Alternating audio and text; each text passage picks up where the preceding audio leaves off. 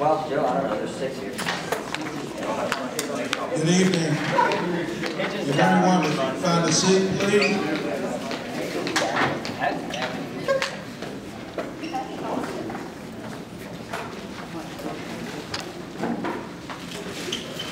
I'm James Cox. I'm Director of Recreation for the City of Warner Robins. I want to thank you for coming out this evening for this strategic recreation facility improvement plan presentation. This presentation will be done by Lawson Associates, and the moderator will be Whit Alexander. Back in spring, in the same room where we asked the folks, everybody give us comments and feedback. How many folks here? Just a handful of folks were here at the previous. I want everybody to be aware that this is another meeting in a series of meetings that we've held over the past few months as we've done our analysis of the community, finding what people want. And let me ask again another question. The survey that went out that asked everybody what they like about the Parks Department, what they want to see improved, what new facilities they would like, all that stuff. How many folks took that? So about the same folks that were at the meeting. So I just want to get a feel for the survey. Where was it? It was online. It was an online survey back. What I'm going to go through tonight is present. This is our draft plan, except for the city's final review and for final comments from everybody in the audience. There's been a lot of work by city staff, other citizens, everybody who gave us comments went into this plan. It's not set in stone. It's always a moving, breathing document that can change over time as funding becomes available. New needs are pressing the city. Obviously, those things cause new ideas to come forward, new things that have to be built, considered. But this is a roadmap for the city. And the reason why the city took this project on in the first place was that they understood that the department had not been well funded in a long time. There were a lot of facility needs that the department needed. There were new programs that the department needed to undertake. And there was a long wish list. Everybody in the city probably has their project that needs to come forward and be built. But the city needed to be able to prioritize and strategize which ones do we need to tackle first? How are we going to get there? And really, how much do we need? I mean, we hear a lot of people say, I need this or I need that. It's very important to this group of actors. But is that really in line with what other cities y'all size is doing? Is it really something you ought to be providing? Is it the basic services the Parks Department ought to be offering? Or is it the sort of thing that, oh, wait, if we could do it, let's see if we can. It was to kind of get a feel for where is the department in comparison to other communities your size, especially the cities that are trying to look forward to attracting business, attracting new jobs to the community.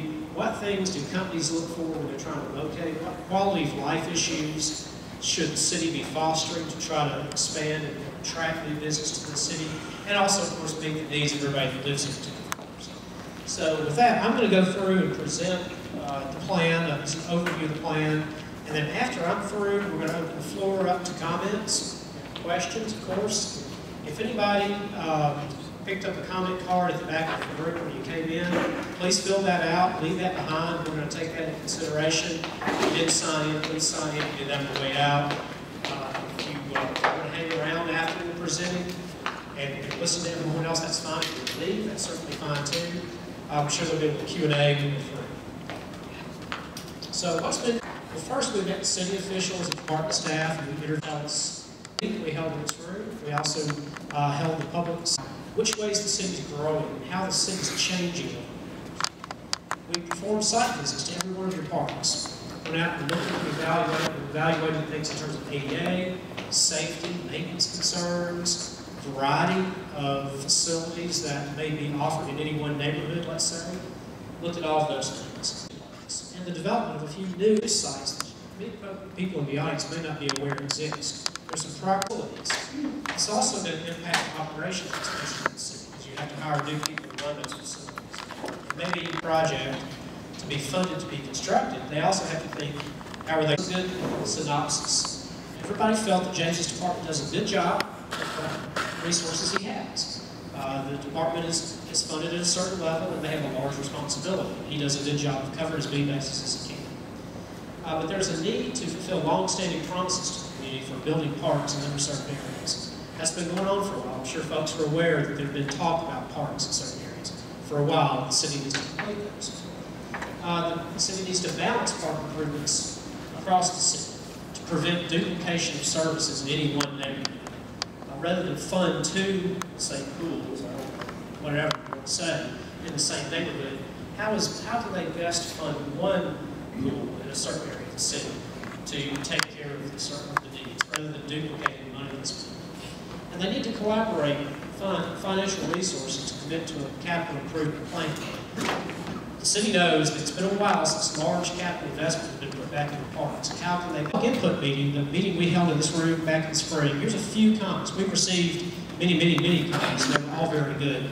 But this is sort of a synopsis of that. Everyone felt that all the parks need improvement. Everyone said that their neighborhoods need better quality parks. People living in the western, northern, and southern boundaries of the city were concerned about a lack of parks there. But it was interesting, too, people living in the eastern areas of the city felt that they needed new parks as well.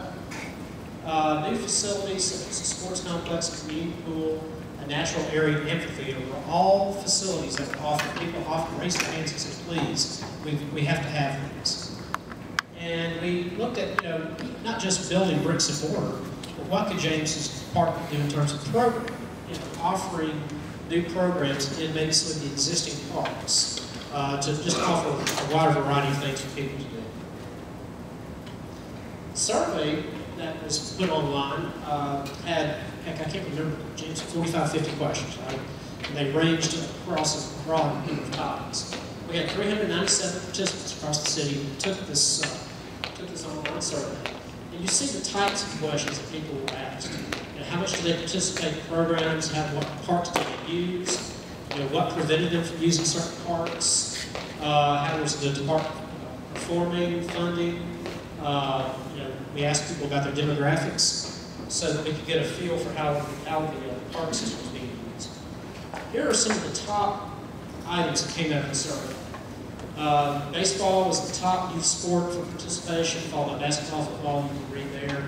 Youth sports for desired, meaning those that aren't currently offered. Archery, indoor soccer, swim team, tennis, sports camps. For adult sports, largely the same. You see desired adult sports include softball, small baseball, tennis and outdoor fitness, co-ed basketball, or indoor courts, that kind of thing. And then the same thing for seniors. We asked senior crowd. And from demographically, we could tell what the seniors were desiring versus what the young people were desiring. So those were the results of the survey. A couple of quick questions, and again, so we had 45, 50 questions, but these are some of the ones that really tell the story. Overall, how well do you think these certain facilities and programs are being provided by the Parks Department? There were not enough trails and greenways. Number one comment that everybody gave us. More walking, more trails. That had the largest number of respondents. 265 people said that they needed more. Responses related to more programs and activities, to do in the evening, and very few people said that there were too many parks or too many programs. That the Parks Department was doing too much. Very few people said that.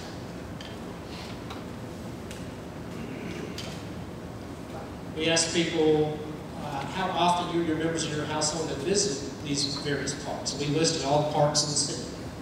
They said that the Recreation Center and Fountain Park are the most visited parks. There were a couple of parks, not too many people were aware of. These were the little small, little neighborhood parks. And the majority of the parks that are visited each year are in the eastern half of the city. This question said, what keeps your family from going to some of the parks right now? And lack of amenities was the biggest reason, followed by poor condition, maybe unsafe condition. Those were also high on the list. This question asked how many people live here. This is of city residents. How many people travel outside the city for recreation purposes? And 62% said yes, they leave Warner Robins if they need to go to a park for a certain facility that they desire. And we asked, what influences your use of a facility? And the top winning answer there was that other cities offer better quality facilities. That's the reason I go other places to play. So we asked people some projects. We said, if you were to develop this, or if you were to develop that. And we listed some projects that came out of the last meeting. Where people offered up a sports complex or trails in the last meeting. We put that into the survey. We said, how many of you would use this? And development of trails and sidewalks was a very high demand. We asked people if they would support or oppose development of an indoor recreation facility for a year-round program, meaning like a rec center gym space. 95% of the respondents said that they would support it. The items for that facility that they wanted most was indoor walking track, multi-purpose gyms, meeting rooms, weight fitness rooms, and indoor aquatics. So a large rec center or aquatic center was high on the list for what people wanted. We asked people these questions about, do you agree or disagree with this statement? 85% of respondents said the good parks and recreation system is just as important as the school system, the public safety, and park distribution, visitor safety, and event program advertisements are cited as being deficient. So that gets to something we've seen in other communities.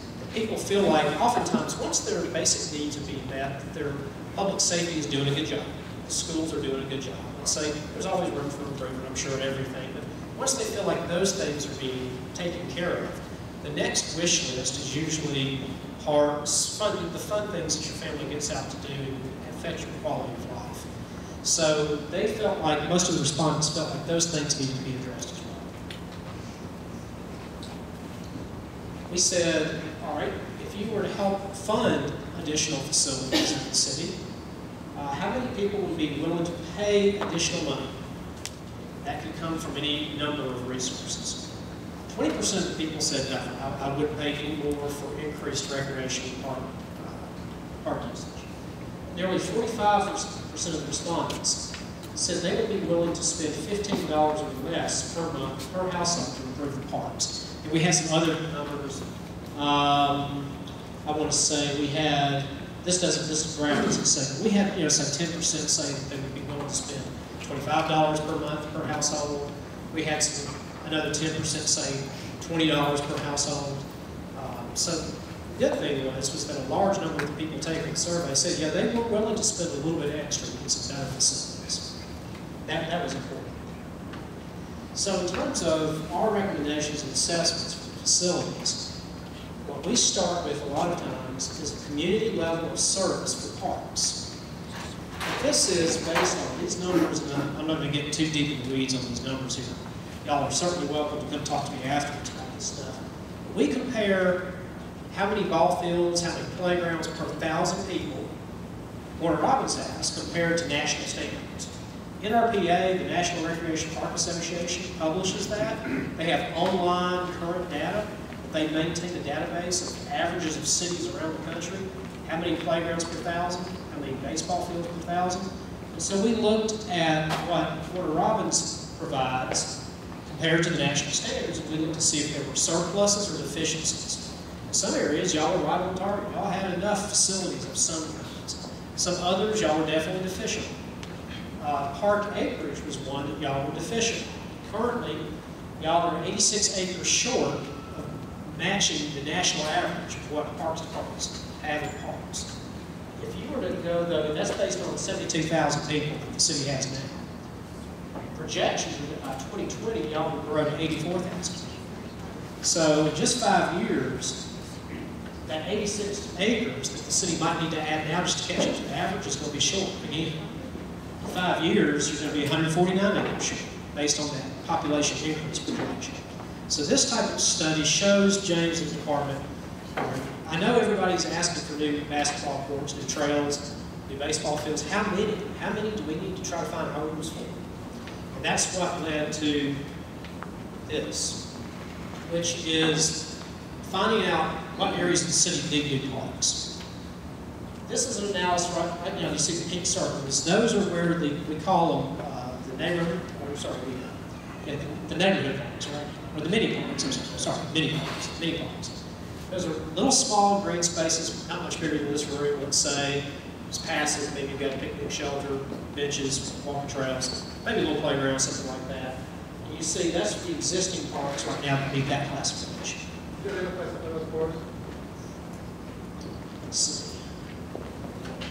There's Tot Lot, Township Park, and MacArthur Park. Well, MacArthur Park, Township Park, Tot Lot. Okay? And those are basically, those are national NRPA standards, is how we classify these things. They have to do with acreage. Like, the bigger the park, the more people can serve, the wider radius it serves around the city. Another classification NRPA has is the neighborhood park. Some of these include things like Briarcliff, Sewell, Perkins, Memorial Park in its current condition, Ted Wright Park, and some fountain parks and others. Those serve a little bit wider area. And again, you can see where those are clustered. They're all in the eastern, pretty much the eastern half of the city. These are what's called community parks. These draw people from all over the city and maybe even outside the city, especially if they have some unique feature. Right now, that'd be Tanner and Peavy would be the two parks that fall in that category. And that's because of size, how many acres they have. Right, so what we look there, we overlay all of that together. We make sure. We start looking for gaps. What areas of the city are missing parks? Okay. Well, we see that in the eastern half of the city, we don't see a big blue circle for a community park. We see that the western edges of the city have community parks, but the eastern half of the city does not have a community park. It's got neighborhood parks, but it doesn't have a big community park. Vice versa, on the western edges, we don't see very many neighborhood parks, the walk-up type parks with passive features. And that really reflects a lot of the comments we got at the last public meeting and at the survey. People in the western edges of the city said, we need more small parks just to go throw the frisbee. People on the eastern half of the city said, we need more big facilities. We don't have big facilities. That's exactly right. That's exactly how the map pans out. So how do we address that? Well, there's some property that the city already owns. There's the landfill site. We've got North Houston Road. We've got Olympia Drive. Correcting that right, Jim. Olympia Drive. We have some other, and Walker's Pond. We have some other properties out here that would serve more of the neighborhood park feel. And those kind of, if we would develop those, that starts to fill in some of that gap on the western edges. One thing, though, that we don't really show or have right now is a community park in the eastern half of the city. The city owns some land that's adjacent to Memorial Park right now. It's great, there's a bunch of trees back there. And the city is about to do some realignment on some roads. It's going to knock out one of your ball fields there at Memorial Park. So there's going to be some changes coming to Memorial Park regardless. There's also some changes coming, and people may not be aware, to James's current rec center, his headquarters right now. It was an older facility. It was built probably the 50s, most likely, 60s. He's really busted the seams if y'all been in there. I mean, they were doing a lot with that building, but it's really outlived its usefulness. And the city's got plans for that property. There's plans to redevelop that whole area where James's Center sits. So he's going to have to find a new home anyway. So killing several birds with one stone, we saw a lot of need for more indoor basketball. We saw a lot of need for aquatics. We see a center that serves the eastern half of the city about to go away. It needs to find a new home. And we see a lack of service in the eastern half of the city for a community park. So what y'all are going to see in a minute is taking all of those things together, like I said, kill about 5 birds with one stone. We're going to create a community park on the eastern half of the city by expanding Memorial Park and moving James's Center there. What we're also going to do is out here on the western edges of the city, we're going to develop some neighborhood parks with passive things like playgrounds and trails, and throwing a frisbee and a skate park, and some other things of that nature that currently aren't serving that. There's also some other things you're going to see in a second too. The shortages I was talking about, the number of fields Sports complex, I think it was baseball fields was the biggest deficiency, right? I mean, y'all got private ball here in town, but in terms of public ball, and that's mostly for tournament draw, those private facilities. For public play, public events, y'all don't have the number of ball fields you need for a city your size. Good thing is y'all got some property that can fit it. North Houston Road is a big piece of property, and there have been talks of the sports complex coming there for a while, so that's part of the plan. Y'all will see that soon. We went through and assessed, and I'm not going to go through every one of these, but we assessed every single park. We spent a good bit of time in every one of these, looking at conditions. Some are clean and well maintained. Some are, grass is worn out, it's just loved to death, like we say. Lack of maintenance funding, not a lack of maintenance effort. It's more of a funding shortage. Means that things can't be replaced when they wear out. So we went through every one of the sites and we looked at those. And I'm not going to go through all the details because it's a lot. But we went through every one of y'all's park sites. The small ones like Topwater, Fort MacArthur, we looked at adding sidewalks, fixing ADA, making a little walking trail in each one of those, maybe cleaning up things. We added some of the larger neighborhood parks. Some of them, and again, remember how we showed you on the map all the dots where those things were? In some cases, there might be two next door to each other. One might have basketball, and the other one might have basketball. So, in one park's basketball is in okay shape, and the other park's basketball is in not okay shape. So rather than maybe in that one park where it needs some repair and replacement, we're just going to take it away from that park, and we're going to go to the other park next door, right down the street, and we're going to expand that basketball and make it nicer. It makes it easier on James to maintain when he has more things linked together, grouped together in a park. And it offers some variety so that you don't have two parks with basketball sitting right next door to each other. Maybe one offers the basketball for the people in that neighborhood, and one offers now a new thing, like in this park, open space, and maybe some walking trails. So that in that same neighborhood, 2 or 3 new offerings are being served. Now, if anybody wants to come see these and look specifically park by park, we can do that, but I'm not going to go through the whole list and show them. Just know that every single park was addressed.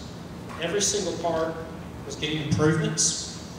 Hence, there's a big price tag associated with that. So we were looking at what would it take if you were to redo everything and get it all up to a certain standard and expand with some new parks being developed in the system. So here's a couple of quick examples. There's Memorial Park.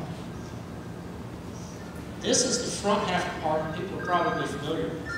This is that wooded area that's in the back. But we're showing multi-purpose field development, the rectangle fields for soccer and football. We're showing aquatics and indoor recreation center. We're showing some expansion of some tennis and some other courts, as well as some walking trails.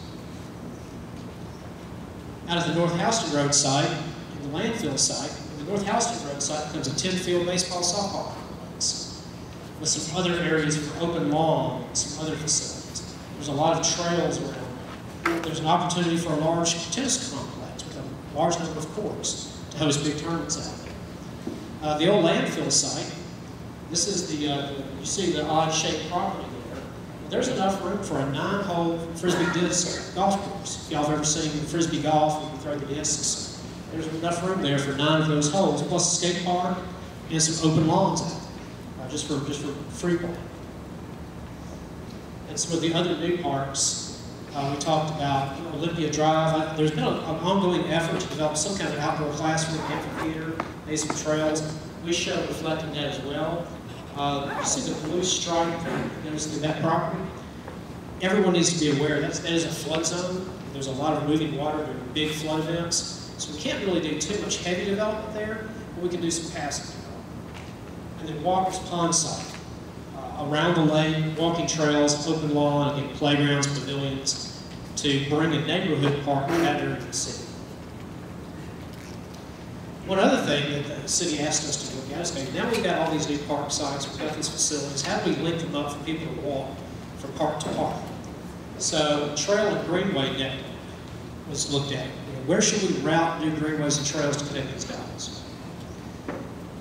Well, I'm going to go forward and come back. I know it's hard to see. People can come up and see this later if they'd like. There's stripes there. There's purple stripe, blue stripe, green stripe. red and orange stripes, green stripe here, basically connecting the dots between several of the larger parks.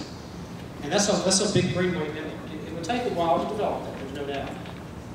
We looked at how many miles of trails that takes up, and there's 23 miles of trails outlined in that greenway network. So that's a pretty good amount of trails for a community your size. It has a big price tag. These things usually cost about $1 million per mile to develop, and that's pretty standard every time you see a paved walking trail. The city spent about $77 per capita per year in providing park services. It's building new parks, it's running a program, it's running a senior center, all those things. How much do they spend? $77 is the national average. I looked at Alpharetta and Roswell, Georgia, because they win awards every year, not just in the state of Georgia. They win, we're going to go to the conference in a couple of weeks, and they're going to win awards again for being the best parks in the state. And they also go out and they compete nationally. They've been semifinalists on the national level. So they're recognized as doing a really good job with their park system. They're funding their parks at about $113, $109 per year, per capita. Decatur, Georgia, if y'all have seen what they do a pretty good job. They're right about that national average, about $75. Warner Robins has been at $28 per capita for a while, and that's the third, roughly, of the national average. So that shows, and it kind of reflects back to everybody's comments that things were built some time ago. James has been doing the best he can to keep them, maintained, but there's going to need to be a cash infusion to jump stuff back up to a certain level if y'all want to reach that national average. So the capital improvement plan, I'm sure folks saw this in the paper, this came out in the paper. We went through each one of the parks, and we assigned budgets to a new pavilion, a new playground, a new ball field, a new rec center, what have you. They're not engineered to a certain point by any means to where you can really do a real engineered cost estimate. But we do a lot of these plans, and we know if you build a 5-acre park with some ball fields, a ball field or two, some playgrounds, we know roughly what kind of budget the city's set for that kind of project. So we broke down the cost for all this overall development, doing it that way. And in existing parks, just to kind of replace playgrounds, fix trails, fix sidewalks, it's $33,900,000 need in the existing parks to get them up to current standards. For the new parks that we looked at, that's the Memorial Park, it's the Houston Road site, it's also some stuff out at the landfill site, Olympia Drive, some of those things. There's $26,750,000. And then a Greenway network of just shy of $27 million. So total capital improvement need, I won't say budget because the city hasn't approved any funding for anything yet. They're like you guys. They're waiting to hear what our study says. They're waiting to see how much do we really need to tackle, how much do we need to bite off before we start to spend any money. So there's $87.5 million of recreation need that the citizens have told us they want, and that the city needs in order to meet certain standards, national standards. Capital improvement plan, I think this may have been in the paper too, I can't remember, was trying to break it down in bite-sized chunks over a 10-year period. Could you really tackle $87 million in 10 years? Probably not. It would be a tough sell for most cities to achieve that much. But we have to start somewhere and then start whittling from there, right? So this says 2016, 2017. So again, the city has not approved anything yet. There is no funding in place yet for some of this stuff. So just call this year 1 instead of 2016, year 2. How did you all get there over 10 years? What we looked at on the 10-year average spending of $8.7 million. We divide that out per capita. That reflects $24 per household per month in additional spending to achieve that. If y'all will remember back to what folks in the survey said, a few folks said it should be 10 to 15%, but there were people that said, the majority of the people said $15 in that range per month for additional services would be something they could support. That was the biggest number we had.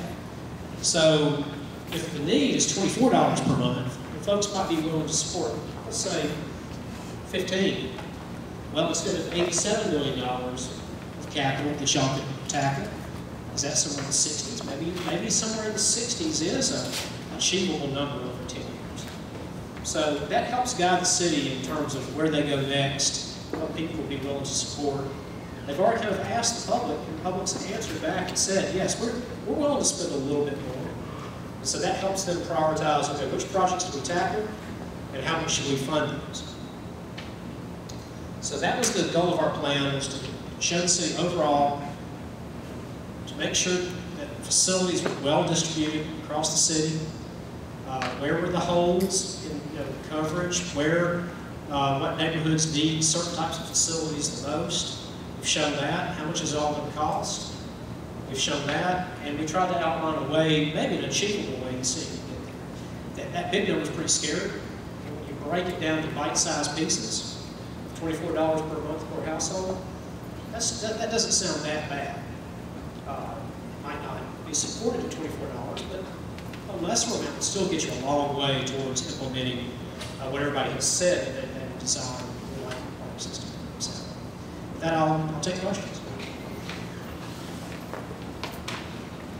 I just want to point out, I think it's fairly obvious that nobody in our community is on the skate park.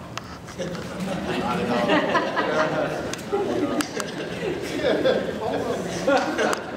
Percentages earlier, percentage of kids that are here looking for the support of the skate park. Yes, sir. Percentage. Yeah, we have, I know we started going to a meeting in Macon recently, and they had a SPLOS fund meeting up there. Does Warner Robins have any kind of SPLOS fund granted by the government, or how did that come about? Do you have to vote for that? Or? Well, we have actually, we're about to start the planning process of the SPLOS, because the SPLOS we're in now, the 2012 SPLOS is the last SPLOS that we passed. And so we have to start deciding as a community, what do we do? Number one, do we want a SPLOS? And I think overwhelmingly that answer needs to be yes, because that's the best way to go about getting things that we need, especially some of the things that we're highly deficient in. It's the only way we're going to be able to pay for them is through a SPLOS. What do we want in the SPLOS? What do we want to see? What do we want to accomplish? That's what helped push that thing. Absolutely. So we're going to start the planning process, yes, soon, because we have another SPLOS. So SPLOS runs for 6 years, and so we have another SPLOS that we will be implementing that would start collecting money on in after 2018. So you have to start planning a couple years in advance. So we should be on track pretty soon to start planning for that. Yes. Randy, what was the amount of money that we're looking at probably for this SPLOS? The current SPLOS that we're in, I know it was $4 to $5 million for recreation. Somewhere along those lines, I know we're behind. Where we need to be. Well, I mean, obviously it was Miss Carolyn, you know a number right off? What's the question? What was the total amount of the SPLOS for Warner Robins? For the recreation. For recreation. It was $8 million. $8 million. Okay. Yeah. And that was for capital improvements and, That was for upgrading existing facilities and developing new facilities. Yeah, but it was also, maybe in the next SPLOS we can determine that the bigger need that we have is recreation, and that's fine. There was other bigger needs, roads and stuff like that took the biggest part of our SPLOS in the last few SPLOS and other areas. So, but let it be known, the 2012 SPLOS, that was the first one in I don't know how long that they'd ever put anything in recreation. First. Which is absolutely It showed right there, it shows that, Yeah. look at it on a national. Yeah. It just shows that. Anybody else? Yes, Yes, ma'am. I was wondering, the young man here is representing skateboarding, I'm representing the senior citizens. I'm a swimmer, I have swum, that's the proper term, in all those counties. I have to swim up there, there's nothing this part of the state. I'm not trying to be self-centered, but what I had talked to the mayor about and Mr. Dodson was a complex that helped all of our high schools, helped all our seniors, helped all of our young people.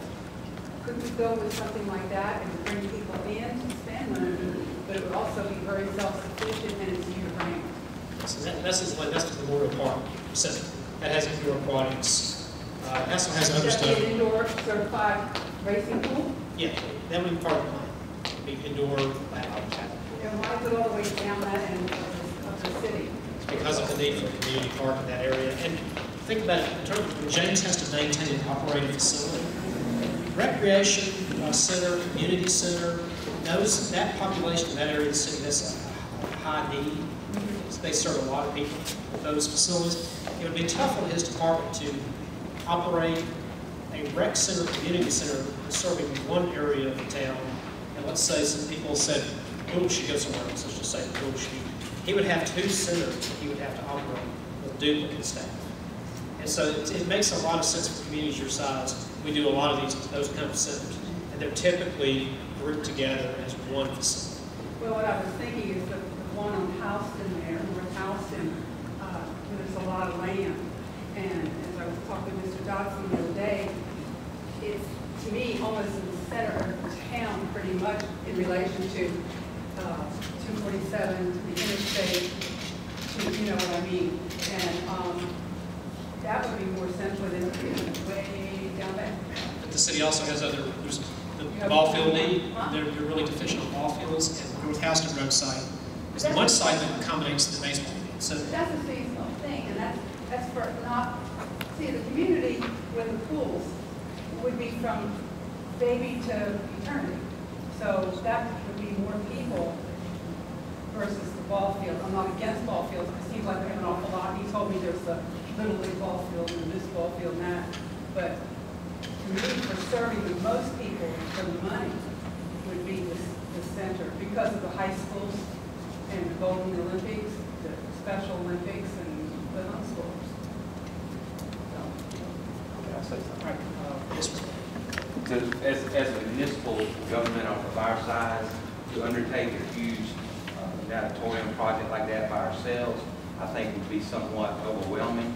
But we have discussed, possibly looking into and talking to people about possibly a partnership, maybe with the Board of Education, making Middle Georgia State College, the county, as well as the city, on doing a nice facility somewhere around, City Hall over here in this educational area. There's certainly land there, and that's something I would be interested in pursuing. And of course, that would take a lot of cooperation. But you've got all those entities. He's already mentioned the school system desperately needs something. I think the caliber of Middle Georgia State College is just on the rise and keeps going upward. That could be a great facility for them, and it could be used by the city and our residents, and very much like what she's talking about on such a large scale that you could attract some real major swimming events to Middle Georgia, and it would be a huge economic impact for everything.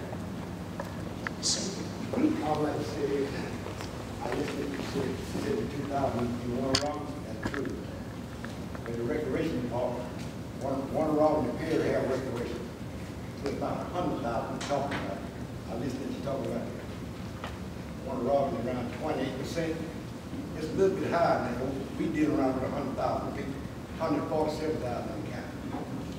And Perry got some of the rest of it. So it's a little bit So bigger. there's even more need. See, that's right. It's a little bit bigger when you talk. That takes us the wrong direction. Yeah, that's a good point. Yeah. Yes, sir. My question is, what's the timetable? We up for election this year. City council may change, so that means the plans may change. So how's that going to affect this project here? We elect new council, and we're talking about 2018. You might have a different change. Somebody else comes in with some different ideas. So are we going to look at keep readdressing this once we keep changing council? Or can we make a decision and the citizens of Warner Robins stand up and put something in place and this be it? And we, the citizens, make the decision instead of council. Because council just, it just push it away until somebody decides, okay, I want to do this now because it's election time. But after that, they're going to sit down. It's been on the table before. And we need to stand up, take a stand, Mayor, and get this done right now because we keep pushing it away and pushing it away. Well, the best political answer I can give you, the answer is yes and no. Yes, this mayor and council is committed to moving forward with as much of this plan as we possibly can. Now, you can never absolutely address the issue of what if there's turnover. I mean, the next administration could come in and change, and I don't have anything to do with that. But I can tell you that I've never seen a mayor and council more committed to moving forward with recreation plans than this is, and there's that's just the way it is now. It looks like we've drug our feet on this, but at the same time, I want to move forward as quickly as possible. I didn't want to move forward haphazardly because of every other things that have happened haphazardly in the city of Warner Robins. So we've had a lot of growing with not much planning, and that's why we face some of the deficits we face today in recreation and in other areas. So I wanted to have a clear-cut plan in place that we've invested in to get done. And I think now that we have that on the table, I think it's a little bit eye-opening for us to see how far we are behind, right, and how much it's going to take to ever get caught back up. But you have to start somewhere, and we are committed to starting on some of these projects in the next, as soon as we can get them off the drawing board and a shovel in the ground. Okay. Well, yeah, but obviously you can't just go direct ground tomorrow. You can't do that. But as soon as we can get them off the drawing board and off the permit table, we will start breaking ground. The lecture is first Tuesday in November. Well, and I think that's a big deal, and I am personally impressed, and I will say that, and I met with some of these young men in the back, people who have a desire for our city to come out and let us know what their desire is. And they all promised me that if we would give them a skate park in this city, that they would never get in trouble. That's all.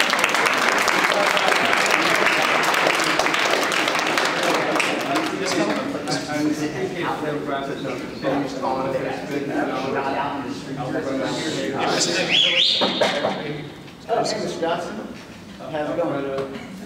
Decatur and a few other cities that was listed to give a comparison of Warner Robins spent some dollars, and you had given us the feedback of the survey what the residents would like to spend individually. How can you explain to us in dollars for cities that you showed that spend more money?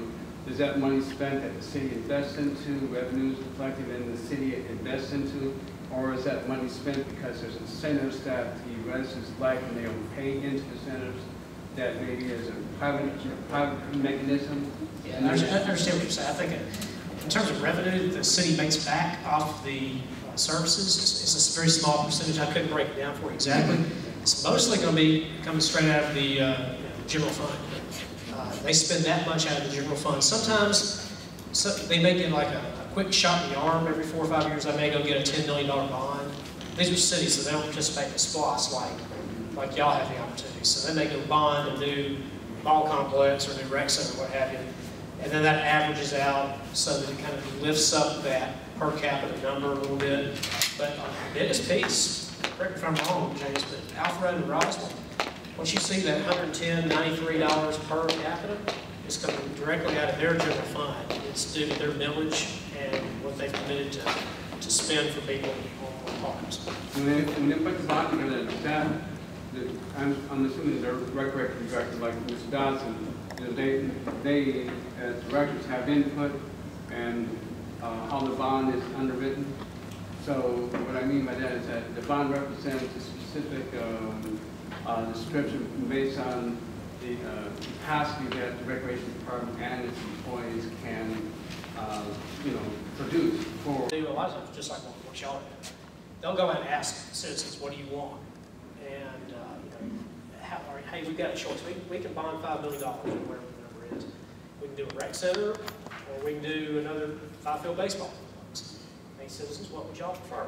And they go through this same process about a year before they go out and do that type of thing. So the department, those directors, they're leading those kinds of meetings just the same way James is doing this program with us. And they go through that exact same process like you guys are. Yes, sir. I would like to piggyback on what this gentleman over here was talking about in the mayor's response. Voting citizens, we are the ones who can make this decision, make this project move forward. How do we do that? We can do that by keeping the people in office that are there who have gone through all the process of planning and discussing and all of this. Have they accomplished everything we wanted? No, they are not there yet, and it doesn't happen in a 1 or 2 or 3 year period of time. But they're at a point in which they can take the discussions and the plans that they have laid out and are about to go into here, and then they can move forward. But if we start all over because they haven't accomplished everything we want them to accomplish, and they let somebody know, they're going to start even further back and learn. There's a learning curve there that we got to bring them up to where they are now. They are where they are now and can move forward. So what I'm saying is we got to make that decision. Who do we want in there? And do we want to move forward? Do we want to continue doing this and continue doing this and continue doing that? We can make the decision by keeping people in office to get done what needs to be done. And this city needs to progress and move forward from where we are instead of going backwards and forward, backwards and forward. So let's do whatever it takes to make this city move forward for the people who have grown up here. I came here 33 years ago, and we need to move forward for the young people that are here now and keep going forward. So that's what I'm saying right now. We can make the decision to move forward and keep going forward. Yes, sir.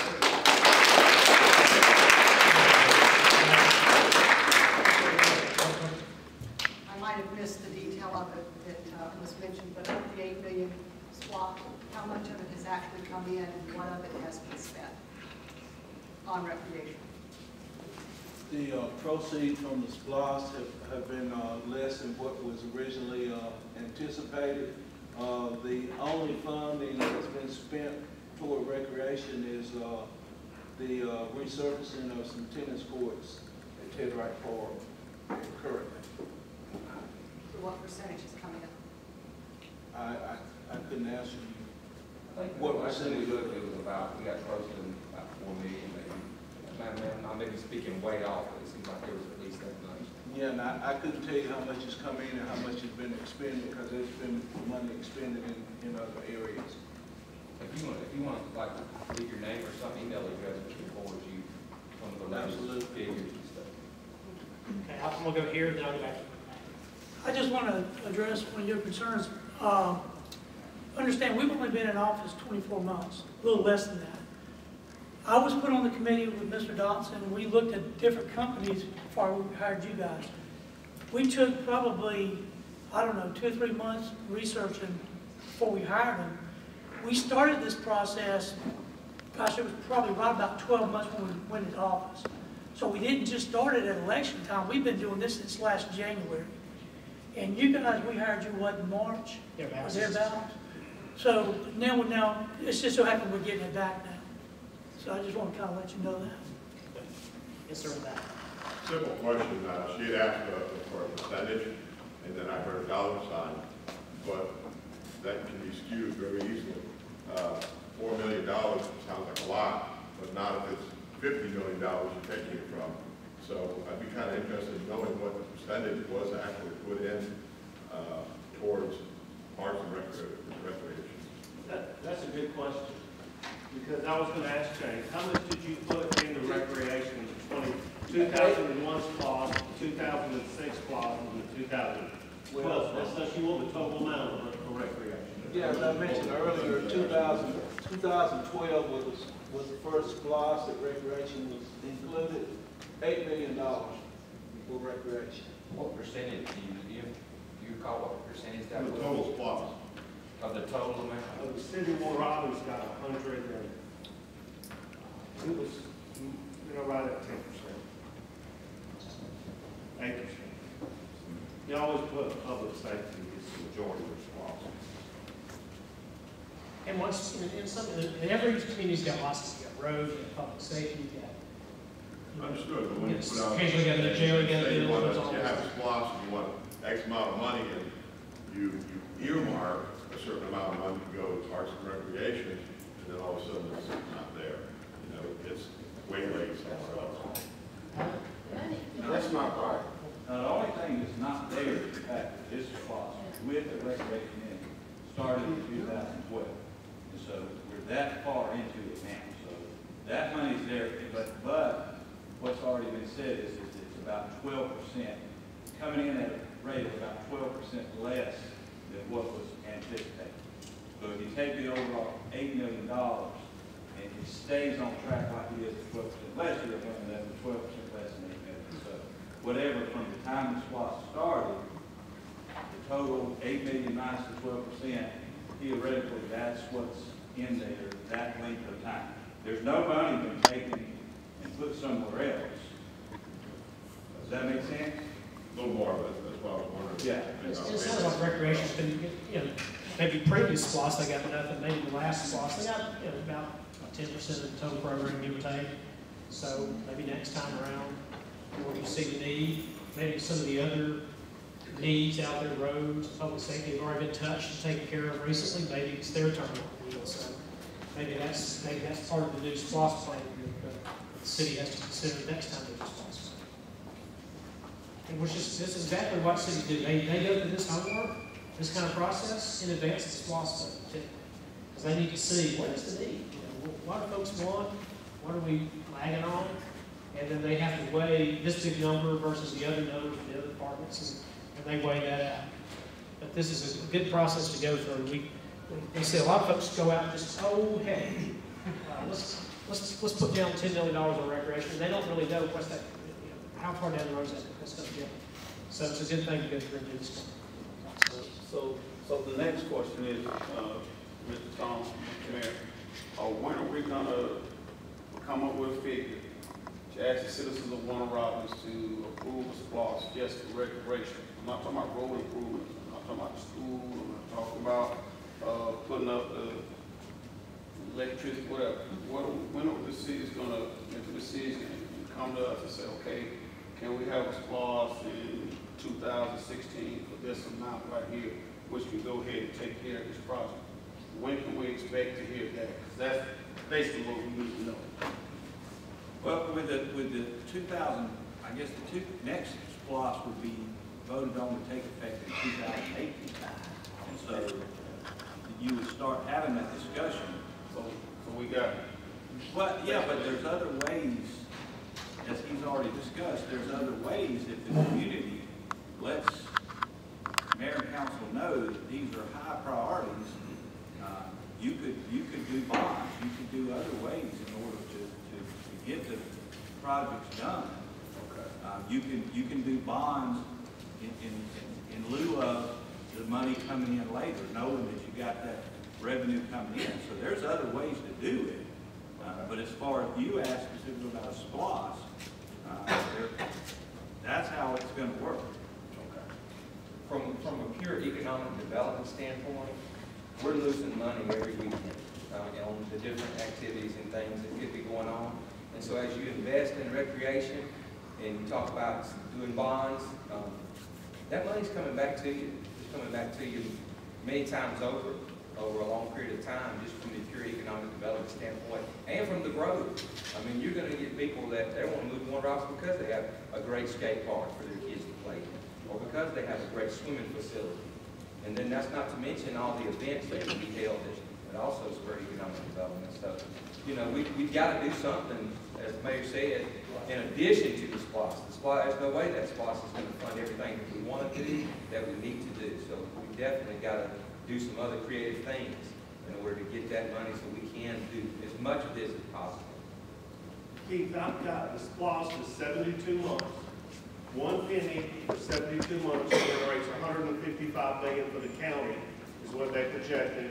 Then they determine your population, and that's how much the city of Warner Robins gets. Now James can tell you exactly when the city took over the county recreation.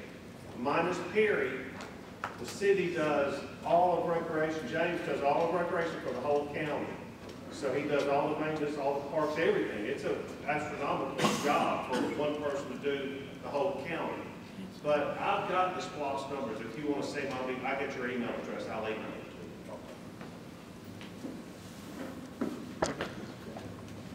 to you. So the city of Warner Robins got 44 million, I'm sorry. And 20%, almost 20% was for recreation. My name is Cheryl Bear Taylor, and I'm here representing Wellston Trees and Greens, which is a 501 to promote exactly what everything we're talking about. But I am not going to be, I'm not talking as Wellston Trees and Greens, I'm talking personally. My brother, sister, and I, and Charlie McLamry, donated land that my father had given us as an investment. We in turn donated that land to the city as an investment in the city for some ideas that we had, part of the plans that the Keep Robbins Beautiful had. And that was 19 years ago. That was free money. The city didn't pay a dime for it. 19 years ago. And I'm speaking personally. I have watched, I've seen and talked to many people in the areas. When are they going to do something? Well, we're going to be doing something, and you don't realize, Cheryl, what has to be, and all this sort of stuff. But it hurts after a while to see people drag their feet, not only drag their feet, but this is supposed to be for the whole city. But it turns out there is some inner stuff, well, I want it in my district, or, you know, you're getting all this stuff in your district and none in mine. I mean, it's turning into something like that political. And that really hurts. This should be for the whole city, not for a person's district. And that's really hurt this. I mean, don't you think that the city should be really working on something that is freely given to them? It's 35 acres. Everything that people have mentioned here could be put in there. I'm not saying that being the only thing to do, but it's 35 acres in the middle of town just about. Beautiful area for an amphitheater. I mean, we have been squeaky wheels for this project for several years now. And yet, I mean, I hope you can see it's frustrating to keep being pushed aside. And I know we're not pushed aside. I mean, I know we've talked to many of the councilmen and the mayor and everybody's for it. I don't really understand what it is. But I could use the money now. It was like $800,000 at the time that we gave them. And it's well over worth $1 million now. If people are given things, they don't seem to take them as seriously as they did. So I was wondering, maybe if they paid for the land, that maybe something would get done.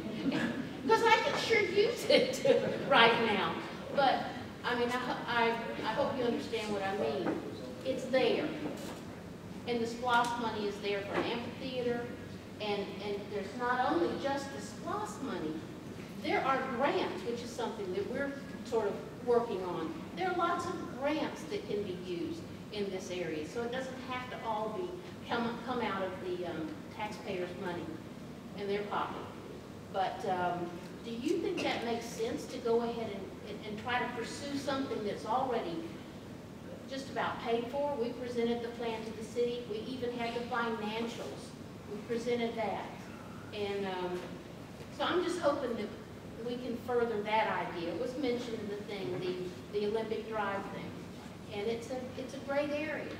So I'm just speaking out of frustration, personally speaking, that I'd like to see something happen. There's a lot of good stuff, and arts can be, for the scouts, for the arts, for the dog park. It could be a dog park there. Lots of education in that area. We had plans for. You could put the rec center there. I mean, you know, all these things. And I just hope that that gets to be discussed a lot more. Thank you.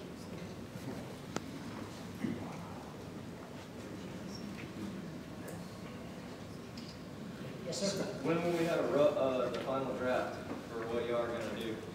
Well, this is pretty much the final draft. I mean, there's going to be, if there's anything notable that comes out of the meeting, and the Olympic Drive is part of the plan, so it's actually in there to be part of it. So a lot of the things that folks are asking for tonight, they are in the plan. It's pretty overarching. It may not happen exactly where somebody, you know, say for instance somebody wants a new soccer field or whatever that happens to be. It might not happen in this part, but it might happen just 2 doors down in the next part, because we have to look at land use, the best land use, how to get a variety of facilities for every new neighborhood. So the plan, the overarching plan is pretty well done, unless there's some new thing somebody were to mention tonight, we haven't considered yet. Have y'all got in contact with Swift Cantrell, the corporation that built the skate park up in Kennesaw? It's the same people who are going to do the one in Macon, and they actually throw in some of their own money. And the thing about the skate park thing, I mean, other than pools and baseball fields and stuff like that, people got to cut grass, people got to maintain the pools. At the skate park, if it's a concrete skate park, nobody has to touch it ever.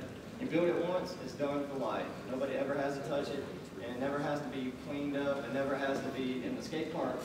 The skaters will clean up our own skate park because we can't roll on pebbles and stuff. And that is in the plan.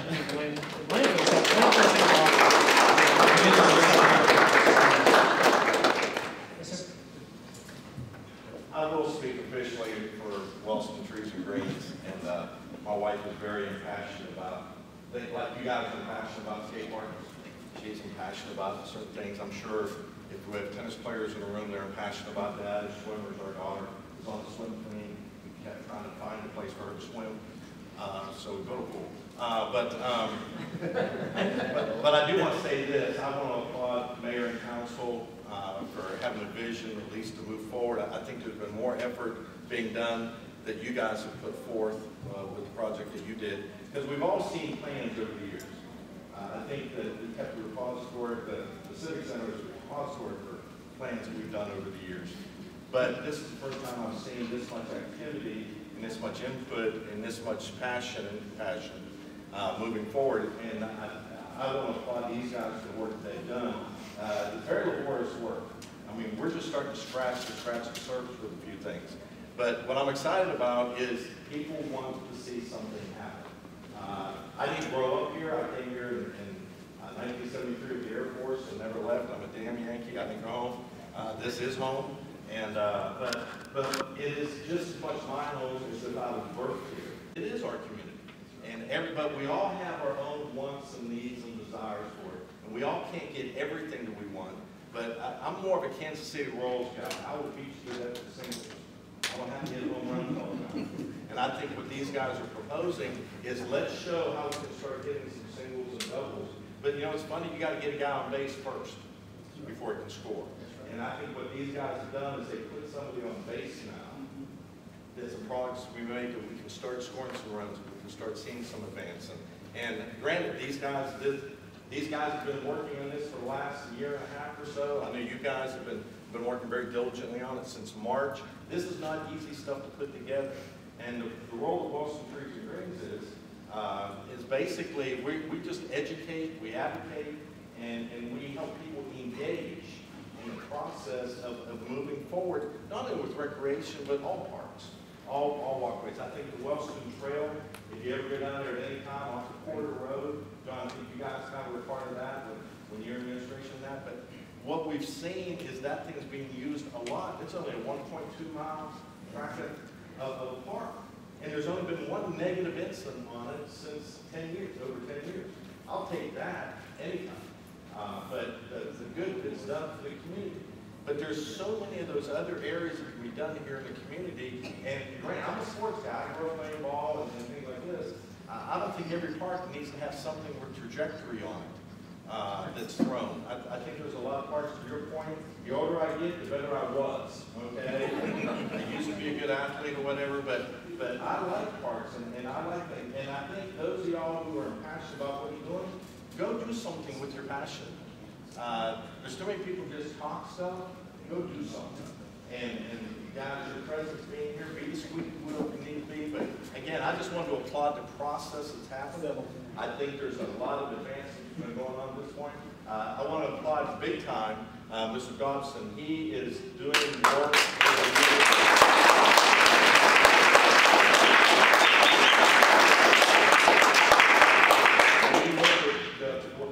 The facilities that he has and what he's done with that, and trying to just keep up. I think it's great, and whoever steps in after you retire at some point in your life, I hope they take it to the next level. But then again, from the folks on the board of Wellston Trees and Greens, we're just here to support the city, to support the citizens, and to make this a great place to work, live, and play. Okay?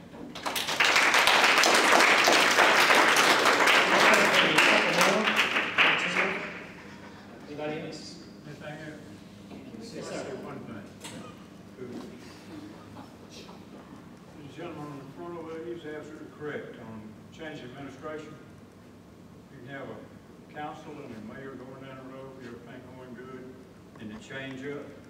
It's like a new covered quilt, getting a whole new plans.